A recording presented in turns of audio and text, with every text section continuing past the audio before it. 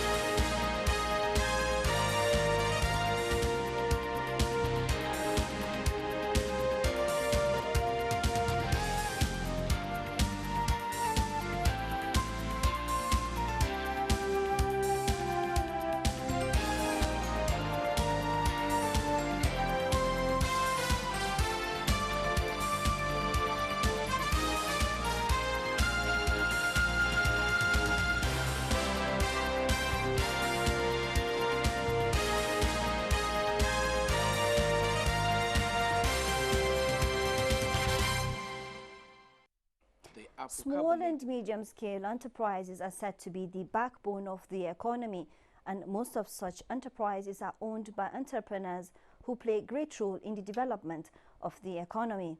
In this Settler package of Business Express, we bring to you a discussion I had earlier with Dr. Kechi Obuagu on developing entrepreneur skills, especially among youths in Nigeria. Who is the president and founder of Conversation for Change. Good to see you, Dr. Thank Kechi. you. It's a pleasure to be here. In an era where diversification is the order of the day, there's a lot of talk about entrepreneurship. Who is an entrepreneur? That's a great question. Who indeed is an entrepreneur? I think the dictionary, if I may use that, says that it is anybody who is, willing to take the risk of starting a business, take some financial risks in doing so, in the hope of making a profit. I mean, that sums it up. You're willing to take on some business, put in money, take the risk of your finances, in the hope, of course, that you will make a profit so that it's a successful enterprise. Now, at the risk of stating the obvious, I did make mention in the introduction that entrepreneurship is like the backbone of the development of any society. What would you say the significant role is of the entrepreneur? I'm even looking for a word stronger than backbone. Perhaps the foundation of any economy, the foundation of any country is indeed its entrepreneurs, people, the businesses, how good and strong the businesses are. When an economy thrives, I'm not a financial person as such, but when an economy thrives, it's because the businesses are strong and people are buying. People are spending, and then your economy is strong.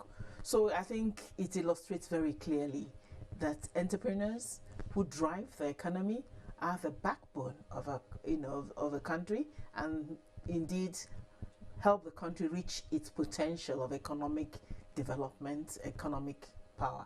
Now, still talking about development and power, empowering the economy. If you would put a number at it, what would you say the contribution is financially to the economy if entrepreneurship is taken seriously? Again, without claiming to be an economist or a financial expert, but from my own limited perspective, I think the entrepreneur probably plays at least 70 to 80% of the role in the strength of an economy. When you support enterprises with enabling environment, infrastructure, and so on and so forth, the policies, the regulations, so that their businesses thrive, they probably, contribute at least 80 to 90% of the potential of the economy of that country. Dr. Kechi, in an era where entrepreneurship is becoming sort of the trend, we still have youths who constitute a large chunk of the population seeking white-collar jobs. Now, what would your advice be to such people? Yeah, a great question. Let me say that there's a huge potential in being an entrepreneur and becoming successful there. But there's also a huge risk, all right? For people, I think the characteristics of a potentially successful entrepreneur include bright ideas, innovativeness, persistence, patience, grit, determination, hard work, and the ability to take risks and accept challenges. When you talk about risks, what do you mean?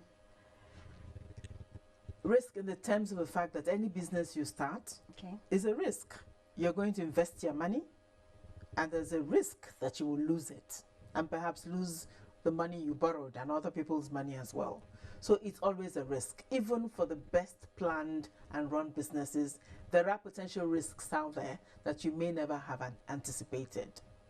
So it is a risk. You have to have the courage to take that risk. If you know you don't have those characteristics, don't start a business, look for a white-collar job. So in other words, business is not necessarily for everybody. Okay. And therefore, in any country, we have to make allowances and provisions for the various types of people we have, scenarios there are, but the ones who indeed have the personality traits and ambition to do business, there's huge potential there. And like we said, when businesses thrive, the country thrives. Talking about risks, one of the challenges is capital. And there's a lot of complaint about capital. Now, despite the fact that capital is necessary to start up any business, which is more important, capital or skill? It's a tough question. I'm not even sure whether I'm going to fall into the trap of trying to say which is. Both of them are very important. Because if you have the capital, you don't have the skill, that's a risk on its own or but a if challenge. you have all the skill in the world without no the capital, you will not be able to take off your... Every business requires investment. Whether it's in terms of buying equipment, whether in terms of employing staff, or whether in terms of buying the product, and so on and so forth. So they're usually, capital intensive to limited extent, depending on the business and the scale. But you do need the financial capital.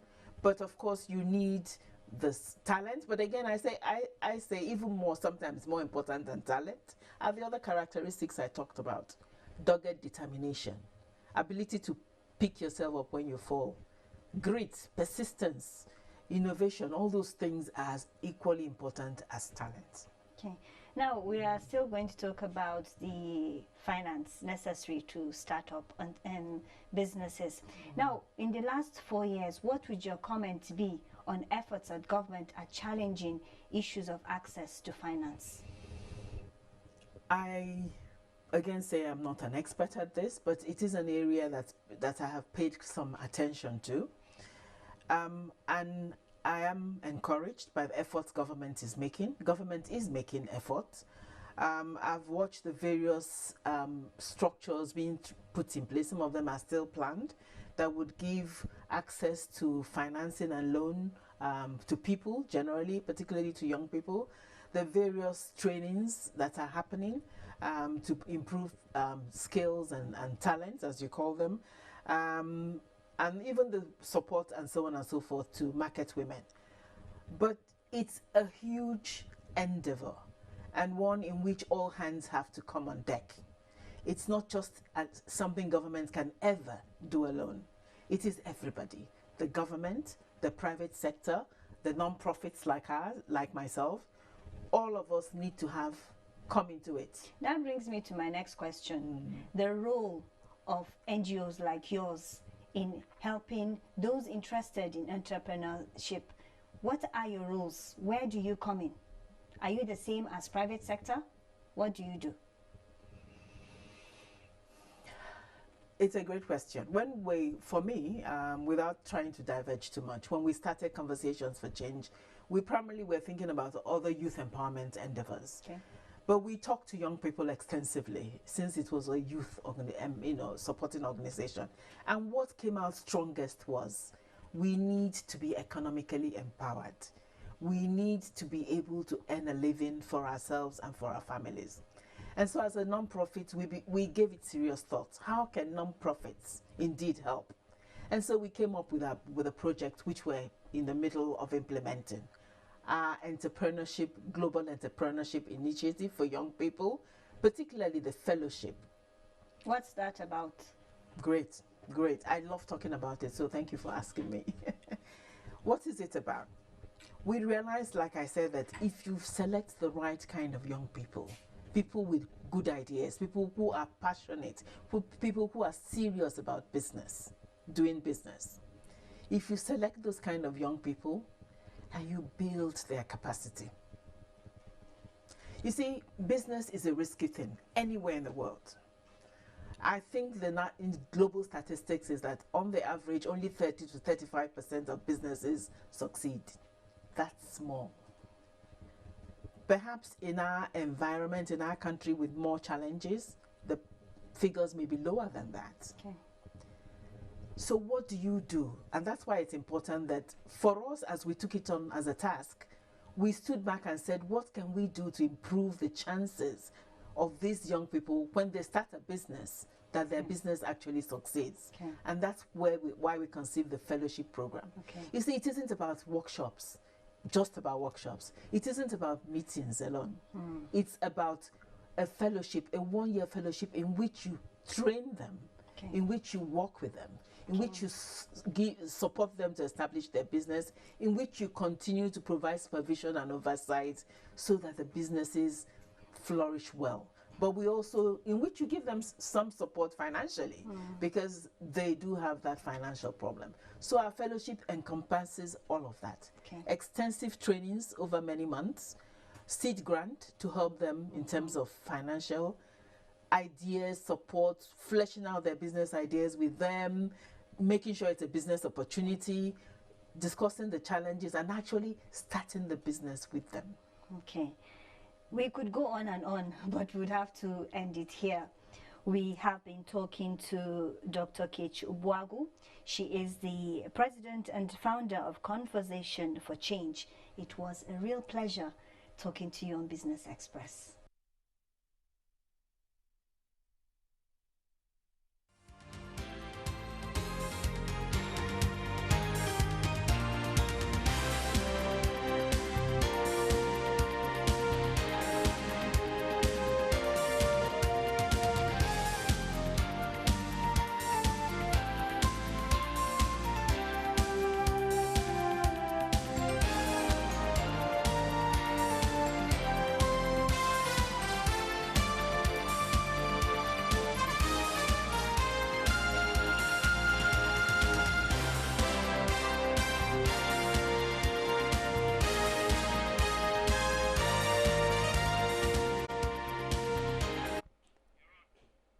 The equities market of the Nigerian Stock Exchange has continued to attract the attention of investors as Nigeria steps up efforts to make investment in the sector more viable. The NSE did anticipate volatility in the equities market in the first half of 2019 with enhanced stability post-elections, while expecting an uptick in market activity during the second half of the year. On how the Nigerian Stock Exchange has fared so far in the midst of the battle between the bulls and the bears, the Chief Executive Officer of the Nigerian Stock Exchange, Oscar Onyema, describes the market as resilient. I have to say that the market has proven itself to be extremely resilient, given the kind of volatility that we've seen from 2015, the 2016 economic downturns, and recovery in 2017 and 2018 being like a midway year, if you will, as people got ready for elections. The market in all has handled it well. And on the global market, stocks surge again with Dow Jones pointing to a 170 points gain at open. Asian stocks mostly advanced after Wall Street's overnight rally. Bosede Abel has a summary of market activities. European stocks traded higher Wednesday, the 5th of June, but the rally slowed throughout the day after the European Commission ruled Italy was in the breach of fiscal rules. Stocks in Asia gained ground during trade, following an overnight rally on Wall Street. Japan Nikkei rose 1.80%, and Hang Index rose more than 0.2%, while the Shanghai Composite was close to flat at 2,861.42. U.S. stock index futures gave back some of their gains after the release of much weaker than expected jobs data. Dow Jones Industrial Average future traded 63 points higher, indicating a gain of 72 points at the open, while the S&P 500 and Nasdaq futures also shaped gains. Thank you, Bosede. Nearly half of the liquefied petroleum gas, also known as cooking gas, consumed in the country in the past 3 months of the year was imported from India and 5 other countries. Data from the National Bureau of Statistics shows that 47% of the LPG supplies in the country in the first quarter of this year was imported, while 53% was produced locally. The United States accounted for 46%, which is 67.10 million litres of Nigeria's LPG imports in the period, while India, Trinidad and Tobago, Algeria, Argentina, Equatorial Guinea supplied the remaining 1%. According to the Nigerian National Petroleum Corporation, the country has around 202 trillion cubic feet of proven gas reserves, plus about 600 trillion cubic feet unproven gas reserves, but it has continued to import LPG. And still talking commodities, crude oil prices were under pressure as commodity fell in global markets and were on track for their biggest monthly fall since November. Let's see a graphic representation of commodity prices.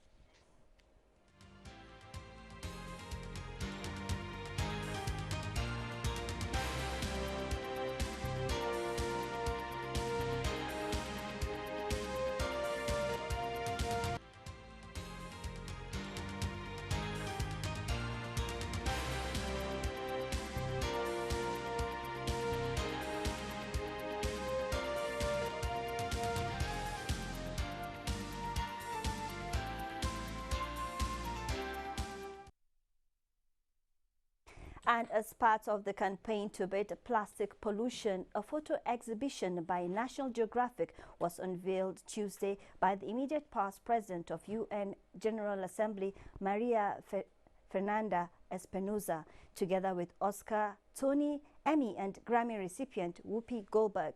Espinosa said the world must choose to phase out single-use plastic in support of the initiative. The new president of the General Assembly, Tijani Mohammed Bande, said this is important because the repercussions of climate change reverberates around the world. The exhibit, a partnership between the National Geographic and the Office of the President of the General Assembly and supported with funding from the government of Monaco, strives to highlight how this simple material reshaped both global industries and everyday life, and how it has become such an important component of life on Earth. Meanwhile, the Naira remains at an average of 361 Naira to a dollar in the Bureau de Change segment of the market. Let's see the exchange rate on the foreign exchange market.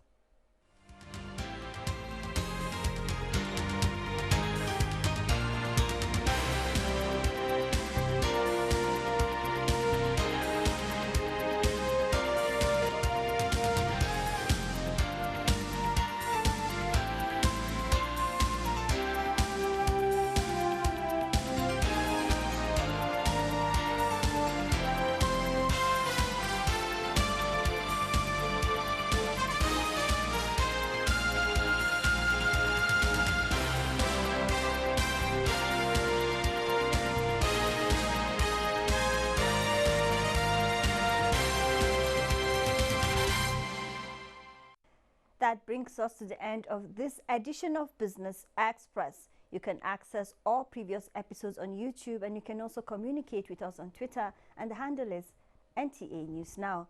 Don't forget to use the hashtag BizEx. We value your feedback, so keep the mails coming and join us again on Friday. Enjoy the rest of the Salah holidays. I am Amina Nujain. Thank you for watching.